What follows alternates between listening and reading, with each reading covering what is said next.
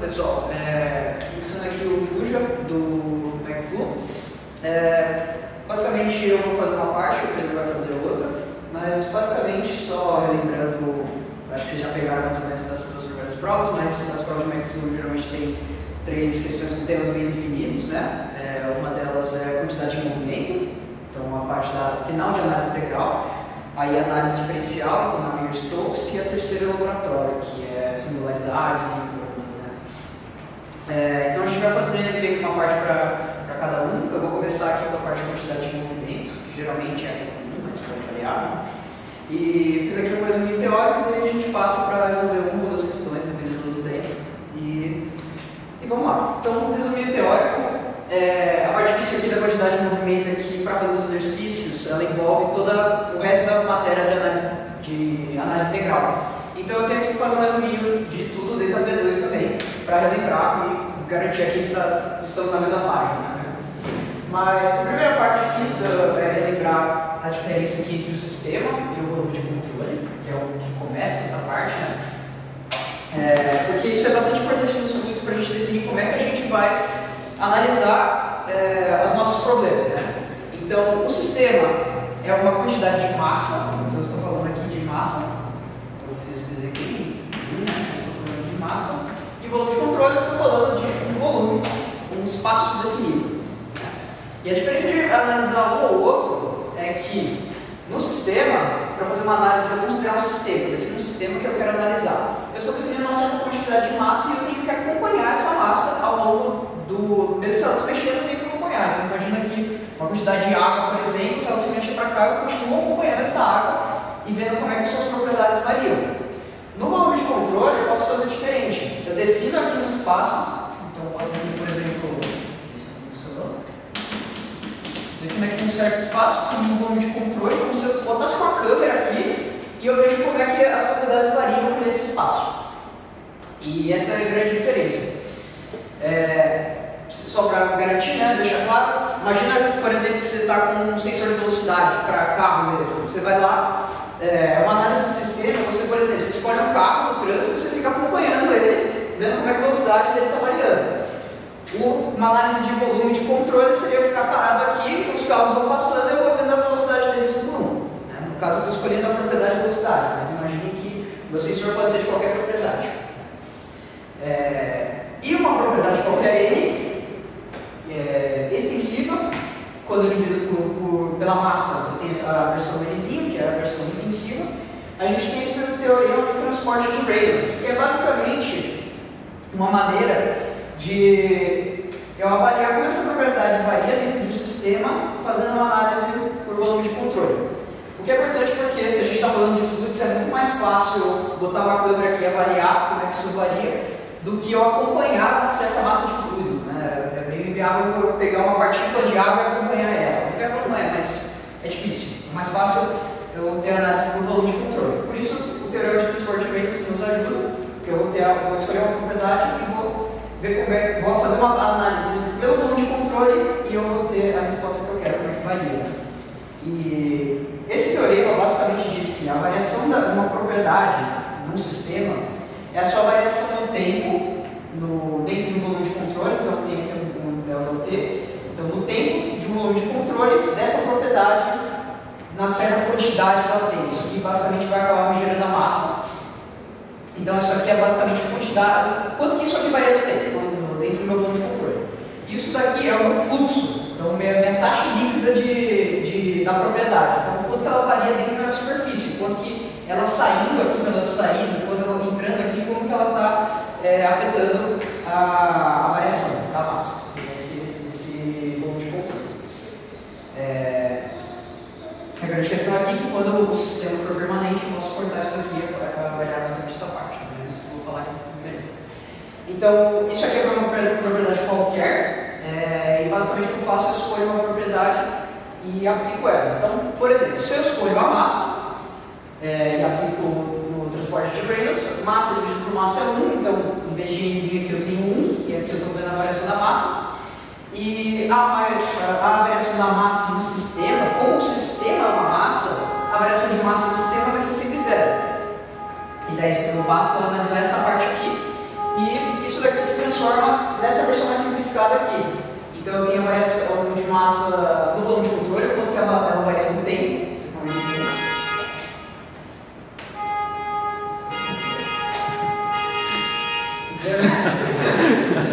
Menos a variação de massa que está entrando, a vazão máxima que está entrando, mais a variação máxima que está saindo. Por que esse menos e por que esse mais? Como aqui eu tenho vetores, eu estou fazendo um produto escalar de vetores aqui, basicamente a direção deles vai cortar. Então, geralmente a gente tem a velocidade, né, o fluido ele entra direto na mesma direção do meu vetor normal. O meu vetor normal é o que eu pego a área que está de entrada aqui e eu aponto para fora. Então, imagina que seja essa mesa, por exemplo, o meu vetor normal ela tem que estar apontado diretamente para a direção que ela está olhando. Então isso aqui é um vetor normal, então isso vai depender de onde está a área. Nesse caso aqui, né, a gente tem um tubo reto mesmo, então eu tenho aqui uma área de entrada, então na direção aqui para fora, sempre para fora também, isso é importante. E a velocidade, quando o seu tempo fluido está entrando, a velocidade está para lá, no sentido oposto. Então, quando eu faço produto escalar disso daqui, eu vou ter número negativo. Então, por isso, aqui a massa de entrada está negativa. E a mesma ideia para sair, só que aqui eu tenho o mesmo sentido dos dois. Então, aqui fica positivo. Quando eu tenho um regime permanente, ou seja, não varia no tempo, a gente tem mais uma versão simplificada, que é o somatório das massas entrando, das vazões massas entrando tem que ser o somatório das vazões massas saindo. Então, essa é a continuidade. Quando eu aplico a energia total mecânica do sistema, no transporte Reynolds, a gente chega na equação da energia, que é todo esse trambolho aqui, né, que basicamente envolve a energia de pressão, envolve a energia cinética, a energia potencial, de um ponto ao outro. Então, uma variação entre seções aqui. Tenho a carga da máquina, então se eu tenho bomba, se eu tenho turbina, isso aqui vai afetar também a minha energia. E eu tenho as perdas de carga por atrito ou alguma outra forma que por atrito, que é distribuída, ou por singularidades que tem na parte do lado, por exemplo, cotovelos, essas coisas que fazem perder a carga também. Então isso aqui é basicamente um balanço de energia. E aplicando a quantidade de movimento nessa forma, eu chego na equação da quantidade de movimento, que basicamente me diz que o somatório das forças externas, que aí se a gente consegue separar, eu botei aqui, mas está errado, G. Então, basicamente as forças de reação, o meu volume de controle, mais a ação da gravidade, né? Que são as que a gente vai usar no curso, existem mais, mas essas são as que a gente usa mais no curso. Isso aqui vai ser igual ao meu. Não sei se é o nome disso. Como? Não, isso aqui. É o fluxo, obrigado. O fluxo vezes o vetor normal, as entradas, mais a variação do tempo da velocidade. Então, e esse fluxo aqui, é importante destacar que ele é relativo. Então, esse fluxo tem essa fórmula aqui, que é a pressão vezes a área, nessa certa seção, mais esse beta, que é o coeficiente da quantidade de movimento, vezes a vazão máxima, vezes a velocidade relativa. Estou destacando esse relativa porque importa muito a velocidade em relação ao meu volume de controle. Então, a velocidade relativa vai sempre ser igual à velocidade do fluido, né, a velocidade pura que a gente está usando, menos a velocidade do volume de controle. Então, se eu tenho um volume de controle móvel e eu sei a velocidade dele, nessas equações aqui eu sempre vou usar a relativa. Então, atenção com isso daqui, se o volume de controle está se mexendo ou não. E aqui eu botei os coeficientes aqui, tem o coeficiente cinético que chama. Seria o escoamento laminar igual a 2, seria turbulento barra uniforme, ele é mais ou menos igual a 1, aí a gente usa 1. O beta é 4/3 laminar, se é turbulento uniforme, ele é igual a 1, esses são os valores que a gente usa. Geralmente vai ser turbulento uniforme nas provas, mas vamos saber. E é isso, alguma dúvida até agora nessa parte da teoria? Então, bora para o exercício de prova. Eu separei aqui questão 1 da P3 de 2018, então o pessoal que está online aí, só procurar essa daí, mas tem aqui também. Vou apagar aqui rapidinho. E já começou a apagar?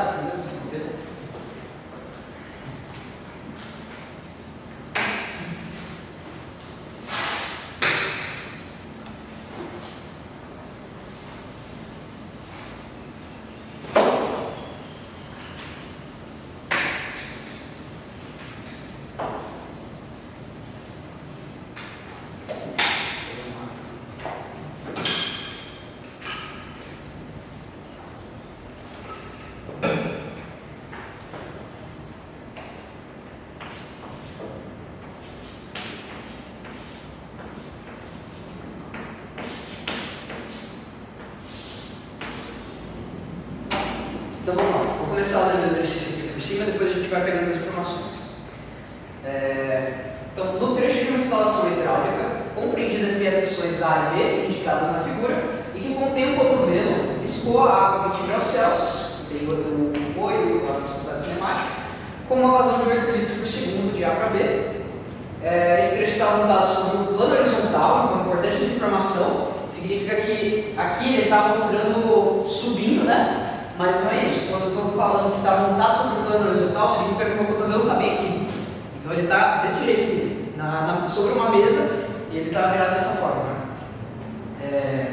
A área da seção transversal, a perna de carga, e admitido escoamento em regime permanente, com perfis uniforme, velocidade, determina a força aplicada pela água sobre esse trecho de tubulação. Sabe-se que o peso G da água é 40 newtons e indique por meio de um vetor a intensidade, a direção e o sentido da componente horizontal da força obtida no item A. Ele dá os versores, então ele dá aqui para a gente já a direção, o I está para o lado, o J está para cima, e daí a gente tem o K que está na direção, né, o eixo Z, então na direção para fora da folha. Também me deu G e deu a relação do par para newton-metro. Vamos lá. Então, o turbulente principal desse exercício é a visibilidade horizontal, tem que prestar atenção nisso, ele até destaca aqui, mas tem que saber o que isso significa. E isso a gente vai ver. Mas vou começar botando as informações aqui. Pelo menos é esse passo a passo que eu gosto de seguir. Eu começo pelas informações, depois passo pelas hipóteses. Mas como a gente tem esse. Vou botar o novo exerciciado. Vou fazer o segundo exercício aqui. Então eu tenho. Nossa senhora. Tem uma boa de mil.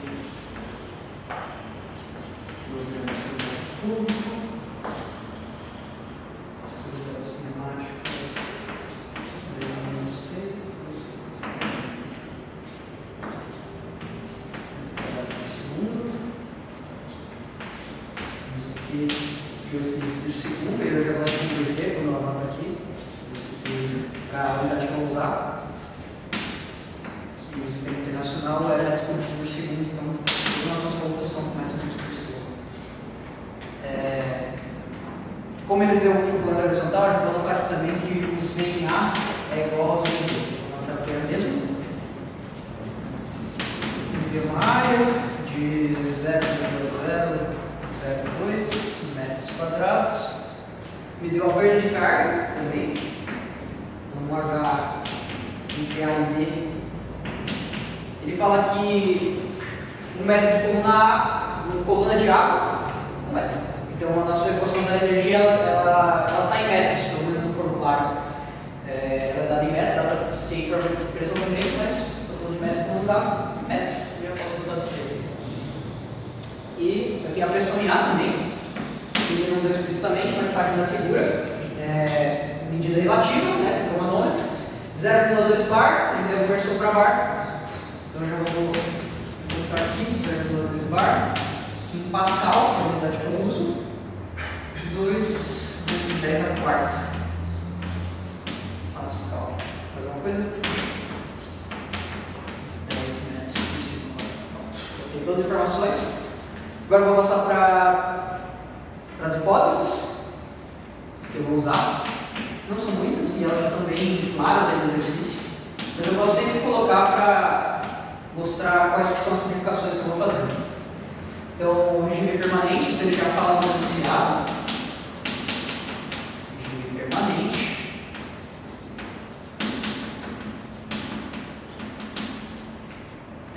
Deu também um perfil uniforme de velocidades. Isso vai permitir a gente definir o beta como 1, o alfa também. Uniforme. Eu vou colocar mais um aqui, só para destacar também, que eu acho que é uma boa. Escoamento incompressível. O que é totalmente razoável nesse exercício, não tem troca de calor, acho que o sopro não está maior que 30% da velocidade do som, então é totalmente razoável assumir isso daqui.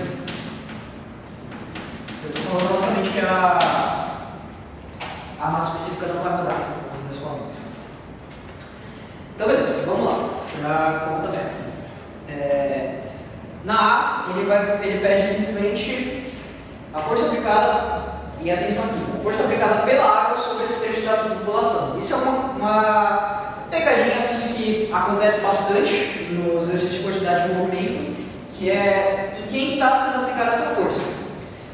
A equação da quantidade de movimento, ela me dá um balanço de força, sim, mas é um balanço de força sobre o fluido. Então a equação de quantidade de movimento é sempre aquelas forças que eu falei, o R, o G, estão sempre agindo sobre o fluido. Aqui ele pediu o contrário. Ele pede a força aplicada pela água sobre esse trecho, que pela lei de Newton, a ação e a reação vai ser exatamente a mesma. Só que eu tenho que lembrar que vai ser um sentido oposto da minha força. Então a gente tem que lembrar disso no final do exercício e prestar atenção em quem está sendo aplicada a força. Certo? Então vamos lá. Definir as hipóteses, vamos começar pela A. Então A, ele me dá a informação aqui do G, né? De 40 newtons. E já vou deixar bem claro também, o vetor, a quantidade de movimento também é vetorial, então é sempre importante saber como é que está acontecendo. Então a gravidade, ela é aponta para o chão, então temos aqui menos 40, vetor K. Beleza. Então, eu pelo menos, sei que tem gente que gosta de fazer em ordens diferentes, eu pelo menos gosto de colocar uma equação principal e daí ir desvendando as coisas que eu não sei ainda dela. Então, a equação principal aqui é a quantidade de movimento, que é a que vai me dar a força. Então eu começo por ela, eu já começo anotando aqui, e vetorialmente, tá? G mais L é igual ao fluxo em A vezes o vetor normal, e o fluxo B vezes normal em B, mais a variação do tempo, integral.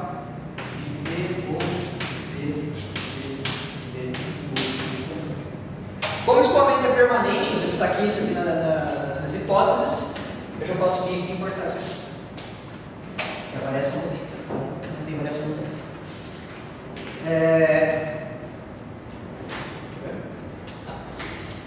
Então, o que eu vou fazer basicamente é ir descobrindo parte por parte. Aqui eu quero descobrir qual esse vetor aqui, meu vetor força.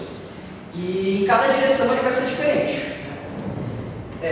Então, importante também destacar o volume de controle que eu estou usando.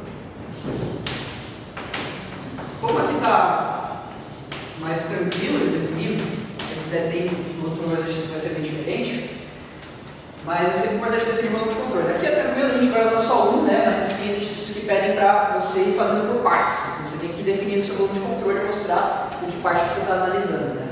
Aqui, tranquilo, vai a tubulação inteira. Destaquei isso aqui mesmo. Vamos lá, então. Primeiramente, eu vou definir o que vai ser o vetor L, para eu trabalhar com ele.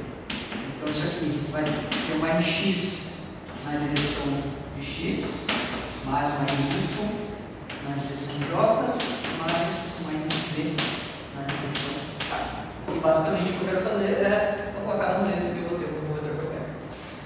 Então, eu vou fazer o A. Também vou destacar o que é os vetores. Então, meu NA, lembrando, o vetor normal é onde ele está, né, apontando para a sua saída. Então, se eu definir meu volume de controle por aqui, né, começando aqui em A e definir certinho a tubulação aqui em B, o meu vetor normal está apontando no sentido contrário de J e para baixo, que é para onde aponta a saída aqui dessa área no A.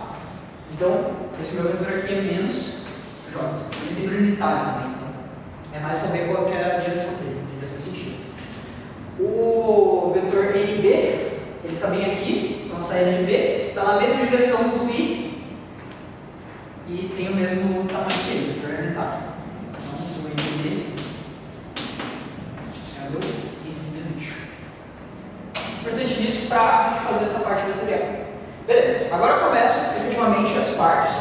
Vou começar com a direção Z, que aqui vai ser mais tranquilo. Opa, pode falar. Por que eu jogo aqui? Porque o vetor normal ele sempre aponta para a saída. Então eu tenho que estar saindo do volume de controle. Nesse caso aqui, o meu volume de controle eu acho que é verdadeiro. Está dando para ver esse azul?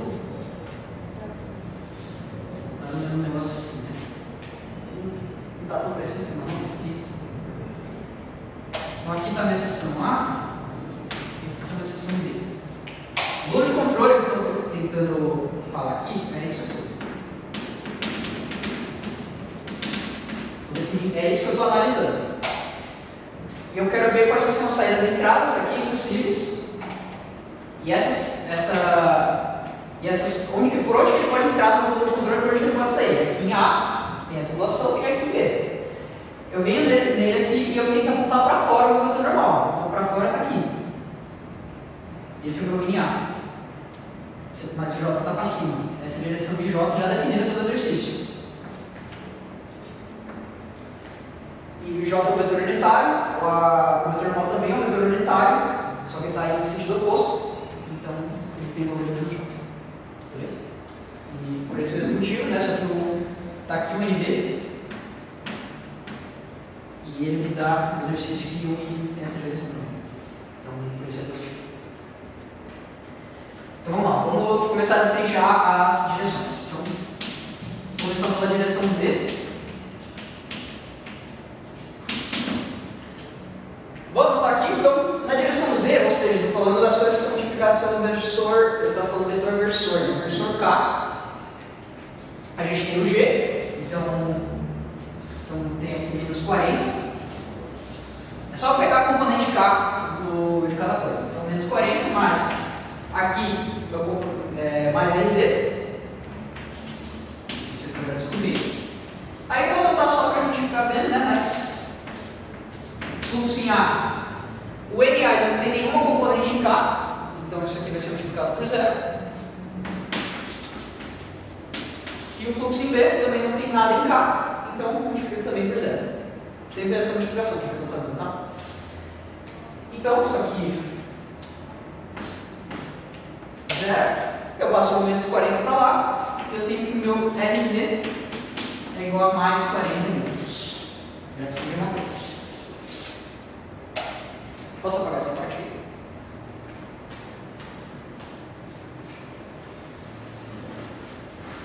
Eu mudei esse negócio, mas não precisava.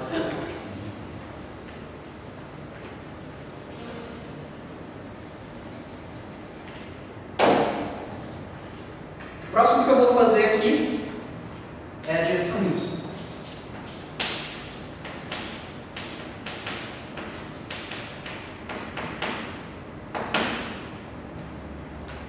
G não tem nada em Y, então eu posso já botar o zero aqui. Mais o meu RY, que é o que eu tenho na direção de J. Fluxo em A. Na direção de J eu tenho menos 1. Então eu multiplico esse fluxo em A por menos 1, mais fluxo B, que é só a direção I, não tenho nada de J, então zero.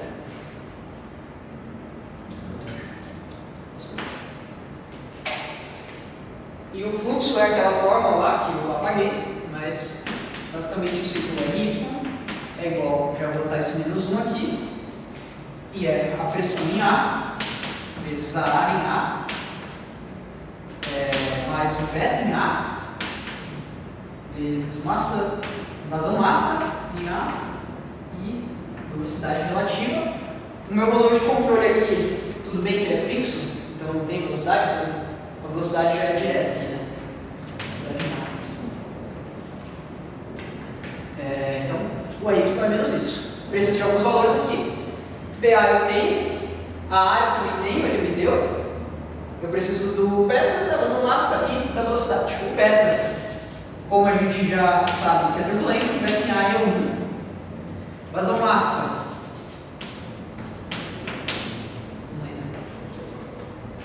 A gente tem a vazão volumétrica.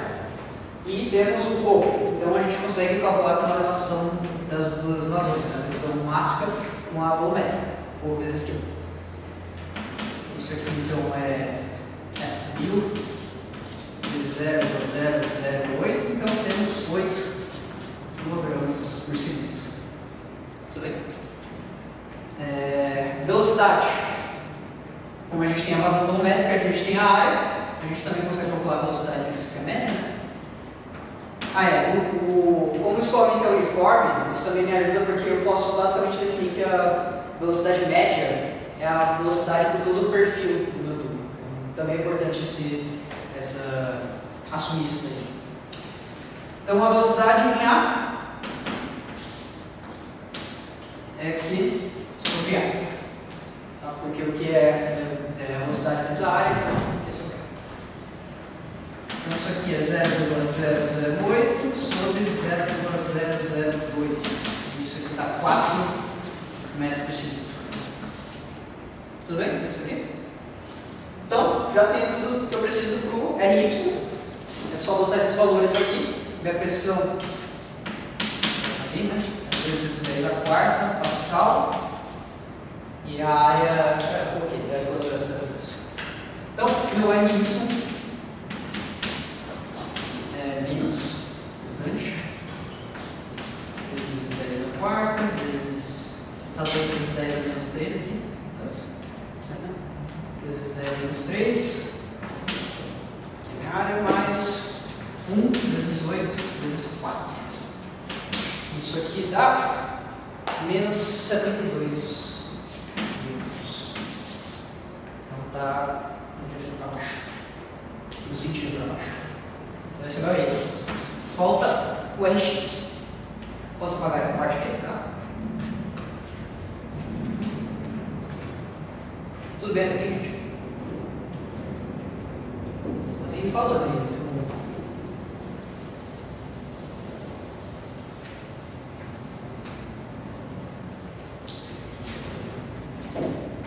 Então, na direção X, aqui que vai ter diferente para fazer, porque é a mesma ideia que a gente está fazendo aqui. Então, a gente tem o Gx, que é 0, né? Mais o Rx, que eu quero descobrir. Fluxo em A vezes 0, porque eu não tenho o vetor normal em A. É só a direção J, e o vetor B, o meu versor normal, ele é na direção I, igual a 1, então isso aqui é 1, tudo bem? Vamos só cortar, é isso. Aí beleza, então o Rx,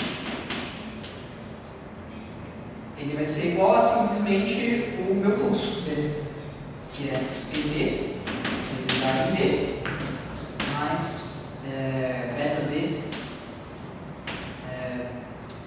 massa máxima B vezes a velocidade relativa em B. Como o meu volume de controle é fixo, é simplesmente a velocidade em B. Média. Tá. De novo, o beta. Eu já vou fazer essa parte primeiro e depois eu passo para a conversão. É uniforme, ele me fala. Beta D é 1. Vazão máxima. Aqui eu posso usar a função da continuidade.